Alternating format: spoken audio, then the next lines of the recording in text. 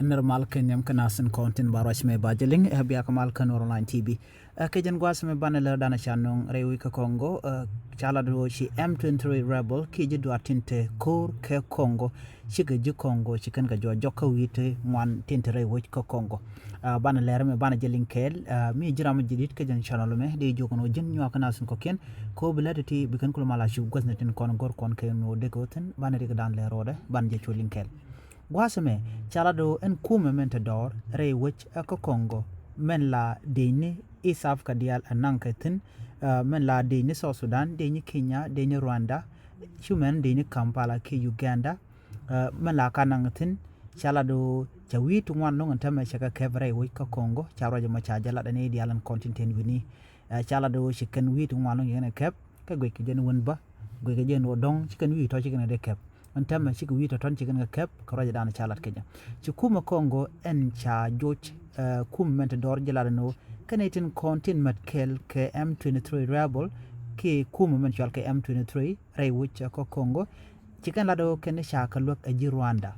ijen mi joy kanna ke jen manankan wito ko kina to chi Rwanda ke kum Rwanda shika matkel ke kum mentador mental ke M23 M23 chador ko gwami baralong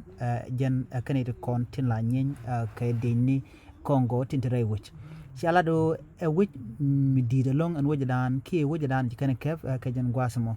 chicken wheat to chicken ke kef alo wheat shop ka dokke ngwan cha ka kef kanite kon tin la M23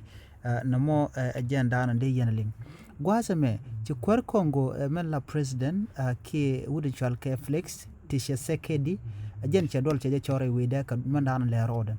en flex ki president flex ramadan en cap Congo me cha kwan cha la do telemi le roda tama ko ka kur kaka ko kanidi ti chicken which midodian mitenik ne di shop ke 60000 ki population mi kine ti janbakel chicken kaba chicken wujo mo chicken kep ko chicken chicken ka joj rede en wujo dan en chicken kep kan iri kontila congolese kashi de ne Congo tila nyen kaka chicken podba ko weekend no kor cha kor mdida long cha roy mo cha je kwen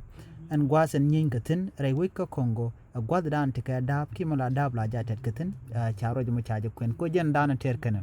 kana itin kontere ka Congo ne ka gwad no ber kon Congo jen won midit ka jente ka dam to ngwan ka ngoda ba korteten duptin content tenatin ke duptin kon na to wila jela ka kan kalat ba ka jente ka dab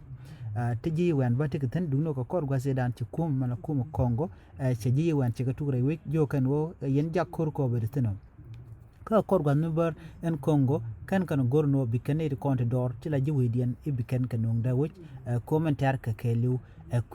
qui dab ka mentere wik en tongomi mena kuma la kuma East Africa mala kana sunan ka je bikin kana ko Congo o ken gor kan no ba ko ya moy ke yo ke ka daf ko dab janda la ne ko nen cha deploy to mi ke de nyanang let la ka wiya kam ka ke lo ken kon ko kan wit ko kana ganga je mena me chi Congo kuma Congo shi kana lok manda lat ke ji East Africa community en go gor kan ko ke nan kana ko lo lel karodian e kam ne ji am 23 rebel tint door en tama ka kor gwazedan shi Congo kwara ne flex chene diala kon tin la deni East Africa tin la nangan wini che chulo no bugo re which chi chudo na point antem chi kormo cha tuok cha wi ti chop dok cha ga kep Canadian kon tin la M rebel ki M23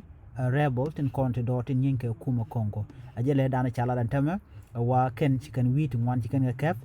ka goro buka woni bukan jen buka woni ka wujin dina jen mala capital cha leer mi cha jalat mi jiram dit goro no jin bi nyaka nas ko ken ko de leer ti de kan cha mala chu gosanten gor kon ken go de ko ten biata ka mal chu paro jino bi subscribe ka bi nyaka nas ko ken